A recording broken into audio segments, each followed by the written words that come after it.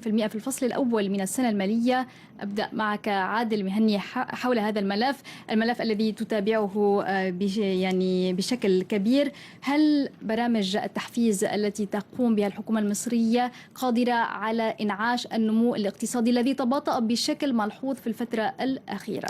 بصفة عامة لا يوجد إجماع على أن سياسات التحفيز الاقتصادي تؤدي نتائجها المأمولة، وقد حدث بالفعل خلال السبعينات في الدول الأوروبية أن تبنت سياسات للتحفيز الاقتصادي، ولكن أدت إلى العكس وأدت إلى كساد تضخمي.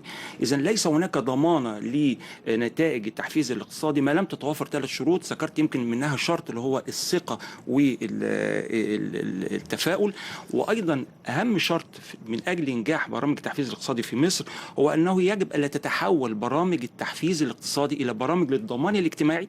لكن البرنامج هنا متجه للاستثمار، يعني لدعم عبر الاستثمارات لدعم مشاريع البنية التحتية. هل هذا النوع من الاستثمارات ومن التحفيز الاقتصادي يمكن أن يدعم عجلات الاقتصاد ولا سيما في مصر؟ كما ذكرت لحضرتك أن الإجابة على هذا السؤال لابد من توافر عدة شروط. الشرط الأولاني ألا يتحول هذا البرنامج إلى تحفيز للضمان الاجتماعي والنفقات الاجتماعية، وأيضا يعني دعم للنزعة الاستهلاكية، وإلا هذا سيؤدي إلى ارتفاع في الأسعار والوقوع في فخ التضخم اللي ربما بدأنا نتحدث عليه اليوم. النقطة الأخرى هي أنه يجب أن نضمن أن ما نطلق عليه مضاعف الإنفاق الحكومي، الملتبلايد إفكت، بمعنى أن إذا أنفقت الحكومة المصرية اليوم جنيه واحد يجب أن تضمن أن سيكون هناك عائد لهذا الجنيه 3 أو 4 جنيهات. هل هذا مضمون اليوم؟ اليوم في نقطة مهمة جدا، أنه لم يبدأ حتى الآن الدخول فعليا في تطبيق برامج التحفيز الاقتصادي، لأن الدفعة الأولى وهي 7 مليار جنيه بدأت تنزل إلى السوق منذ نوفمبر، بعد ما طبعا تم اعتمادها من الرئيس المؤقت للجمهورية والاعتماد طبعا مشروع التحفيز الاقتصادي. إذا أنا عايز أقول لحضرتك إنه حتى الآن لم نبدأ إلا بفقط حوالي 15% من الحزمة الأولى اللي ستطبق حتى حزيران يونيو المقبل. يعني هل بأي سرعة يجب أن تطبق لتعطي ثمارها؟ هو ما حدث بالتحديد أنه تم بالفعل إنفاق مبلغ 7 مليار جنيه منذ نوفمبر حتى اليوم، ويتبقى طبعا من الحزمة الأولانية التي تقدر بحوالي 30 مليار جنيه، يتبقى الباقي ليوزع طبعا 10 مليار على الاستثمارات الحكومية و6 مليار على البنية التحتية. كل ما هنالك أن هناك ما زال 18 مليار، مبلغ 18 مليار جنيه موجود حتى الآن خرج من وزارة المالية وهو الآن بيد الوزارات المعنية. إذا تفعيل البرامج وبرامج التحفيز الاقتصادي لم تتم بعد. يتعين طبعا على كل حكومة وعلى كل جهة مسؤولة أن تكيف أنفسها من أجل تطبيق ووضع هذه الأموال التي تم ضخها من وزارة المالية إلى أرض الواقع. ولكن كيف يجب استخدام هذه الأموال لإنعاش النمو، يعني كي تطبق بطريقة أو تستخدم بطريقة فعالة؟ أولا المبلغ الحزمة الأولى وهي تقدر ب 30 مليار جنيه تم حجز ما يقرب من 5 مليار جنيه للعدالة الاجتماعية، بمعنى 3 مليار للإسكان الاجتماعي و2 مليار جنيه للخدمات الصحية. إذا نستبعد اوريدي 5 مليار دول ليس لهم علاقة بتحفيز النشاط الاقتصادي، ولكن من أجل تحقيق العدالة الاجتماعية، كان شعار من أحد شعارات ثورة يناير. إذا نظرنا إلى ما تبقى من هذا المبلغ سنجد أن هناك فعلا توجهات وطريقة توزيع هذه الحزمة الأولى بتبشر بالخير، تبشر أن هناك قطاعات بدءا من دعم الصناعة الوطنية حوالي 2 مليار جنيه، 6 مليار جنيه للبنية التحتية، وأيضا هناك بعض المبالغ 61 مليون جنيه لشبكة الكهرباء إلى آخره. إذن كلها و10 مليارات جنيه لاستثمارات حكومية. إذن الحزمة الأولى حقيقة 75% من قيمة هذه الحزمة بيخدم مسألة تنشيط النشاط الاقتصادي وتحفيز النشاط الاقتصادي في مصر خلال الدفعة الأولى. ولكن في ملحوظة هو أن نتائج الحزمة الأولى لن تظهر إلا خلال الشهرين القادمين، بمعنى أن المواطن المصري لا ينتظر في التو واللحظة عائد هذه الحزمة التحفيزية، ولكن لابد من انتظار حتى شهر فبراير أو آخر فبراير من أجل أن نتحدث عن عائد حدث وتحسن في مستوى النشاط الاقتصادي. إذن لا نتسرع لأن المسألة سيأخذ وقت. وأيضا أضيف نقطة أخيرة، وأن الحزمة بصفة عامة يعني مجملها الحزمة الأولى والحزمة الثانية التي تقدر ب 54 مليار جنيه ما يعادل 8 مليار دولار هي قليلة في حد ذاتها. لسه ايضا نذكر حاليا ان هناك حزمه وجهت الى ايرلندا ب 85 مليار ايرو. اذا 8 مليار دولار بالنسبه للاقتصاد المصري لعمليه التحفيز الاقتصادي ولكن خلال ليست بضعة أشهر بالكثير. فقط. فلننظر ربما بشكل عام إلى إيجابيات ومخاطر برامج التحفيز الاقتصادي. فدي حالوت، يعني هل برامج التحفيز الاقتصادي لها أيضا تداعيات أو مخاطر على التضخم؟ نعرف أن التضخم في مصر وصل تقريبا إلى 13% في المدن. التضخم كمان له ممكن سبب تاني هو انخفاض سعر العملة، وإذا كانت الدولة عم تستورد كتير من الخارج ممكن تؤدي كمان لازدياد معدلات التضخم. بس معك حق، هو برامج الحوافز المالية ممكن تؤدي إلى نتيجة سيئة أو نتيجة إيجابية. ليش نتيجة سيئة؟ إذا كان تم ضخ السيولة في القطاعات غير المنتجة، يعني على المضاربات العقارية، البنايات، العقارات، شراء العقارات، وهي ممكن تؤدي إلى تضخم. وهذا لم يحدث، يعني حاليا في الخطة المصرية لا يوجد هذا التوجه. وأضيف أيضا أن هناك استقرار في سعر الجنيه المصري بالنسبة للدولار، إذا ليس هناك مبرر أيضا للتعويل على فشل هذه الخطط من أجل أسباب نقدية أو مرتبطة بأسعار الصرف. لكن لا يزال الجنيه تحت ضغط.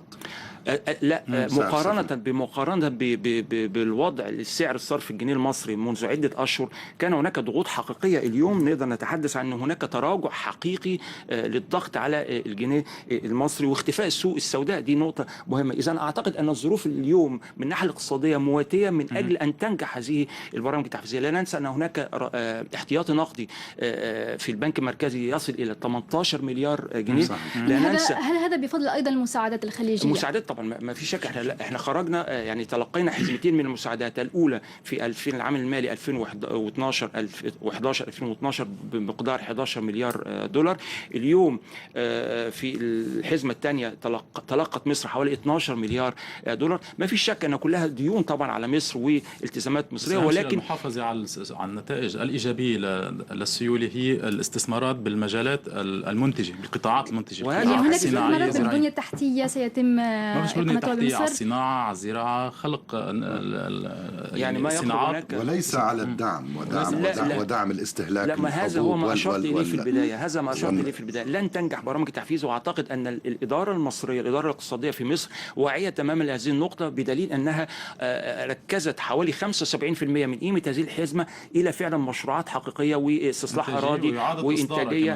ما في شك، لأني أعتقد أن على لسان وزير المالية أن كل جنيه مصري سيتم إنفاقه في الحزمة المالية هذه سيعود بحوالي 4 أو 5 جنيهات. هذا خبر في حد ذاته جيد، لأن نتذكر ما حدث في أمريكا عندما أوباما تبنى مسألة التوسع الاقتصادي والتحفيز الاقتصادي. أعتقد أن النتيجة لم تكن بما كان يتوقعه الاقتصاديين الأمريكيين. ولكن في الولايات المتحدة عندما تم يعني إقامة هذه البرامج التحفيزية كانت نسبة التضخم نوعا ما منخفضة، هي تفوق 13% كما قلت في مصر.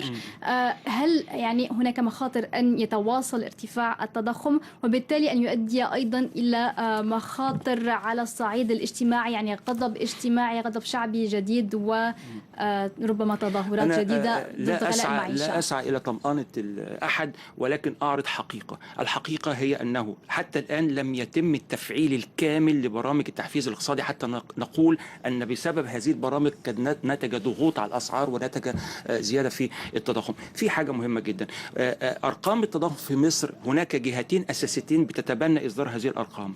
الجهة الأولى هي الجهاز المركزي الجهاز المركزي للتعبئة العامة والإحصاء، اللي أصدر هذا الرقم اللي هو حوالي 12.97%، يعني حوالي 13% تضخم. ولكن البنك المركزي المصري أصدر معدل آخر هو 11.95%، يعني ما يقرب من 12%. الرقم الذي ذكرته يخص التضخم في المدن وليس التضخم بشكل عام. هذا الرقم أيضا يخص بالتضخم في الحاضر. الكونسنسس هو 13% هلا، والمخاطر هي انه على الصعود، لانه ما في شك الحكومه المصريه يوما ما ستبدا بتقليل سياسه الدعم للحبوب والدعم للطاقه، وهذا ما سيؤثر سلبيا على ولم يحدث لم يحدث ايه. بس هذا لا مفر منه. على حد معلوماتي الدين العام المصري يفوق هلا 92 مليار دولار، وهذا مبلغ عالي جدا. لا، هو نسبة الدين بنصل إلى حوالي العجز في الموازنة العجز شيء والدين العام شيء. بنتكلم على الدين. في نقطة مهمة أحب ألفت نظر حضرتك إليها، وهي أن برامج التحفيز الاقتصادي لم تقترب حتى الآن من مسألة الدعم، بدليل أن الحزمة الثانية سيتوجه معظمها إلى مسألة الحد الأدنى للأجور والخدمات والرعاية الاجتماعية بدءا من يناير 2014. ولكن أعود مرة أخرى لسؤال حضرتك، الخوف من أن برامج التحفيز الاقتصادي تؤدي إلى ضغوط على الأسعار ومنها تؤدي إلى التضخم. شكرا. أريد جزء أخيرا، نقطة أخيرة، هو أن التضخم الحادث في مصر اليوم ليس له أي تفسير اقتصادي. نحن مرينا باضطرابات سياسية، هناك توقف للمواصلات وخطوط القطارات ومسألة النقل للسلع والبضائع، ترتب على هذا ارتفاع تكلفة، ولكنها ليست أسباب في حقيقة الأمر اقتصادية، أكثر منها أسباب سياسية وأسباب تنظيمية إدارية. ولكن ارتفاع التضخم اليوم ليس له علاقة إطلاقا يعني يمكننا الحديث مطولا عن هذا الموضوع، ولكن الوقت انتهى لهذه الفقرة. ننتقل الآن